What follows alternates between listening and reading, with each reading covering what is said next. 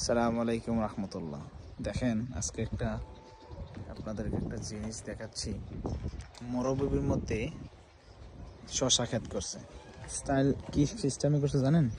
দেখেন এরকম একটা গ্রিন হাউস বানাইছে, তারপরে এটার ভিতরে এই যে শশা ক্ষেত করছে। হ্যাঁ, দেখেন কত সুন্দর মতো করছে যাতে পোকামাকড়ে নষ্ট না করে। এই যে দেখছেন এই যে এটা গ্রিন হাউস, এটা পুরোটা কিন্তু একটা শশা ক্ষেত। হ্যাঁ, দেখেন আপনাদেরকে একটা জিনিস দেখা অবাক হবেন। দেখেন মাশাআল্লাহ, এটার ভিতরে আমি যাচ্ছি একটু। দেখেন এই যে শশা ক্ষেত এই স্টাইলে করছে এটা। হ্যাঁ, দেখছেন লুকস হিয়ার।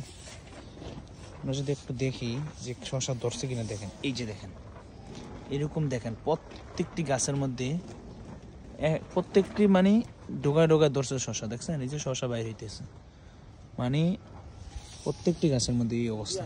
দেখছেন মাশাআল্লাহ তাবারাকাল্লাহ রহমান। দেখছেন এই যে শশা, এই যে দেখেন শশা বাড়িতে আছে, মানে যে ইচ্ছা থাকলে যে উপায় হয় তার একটা উদাহরণ। দেখছেন মাশাআল্লাহ কত সুন্দর লাগতেছে। দেখছেন এটা, এই যে দেখেন এই যে পাইপ দিয়ে পানি দিয়ে দিক দিয়ে দেখেন কি ধরা ধরছে, এগুলোর মধ্যে প্রচুর পরিমাণে শশা ধরছে। এই যে দেখছেন কত সুন্দর, এই যে কত সুন্দর শশা। দেখছেন পুরাটাতে বিশাল একটা এরিয়া নিয়ে করছে।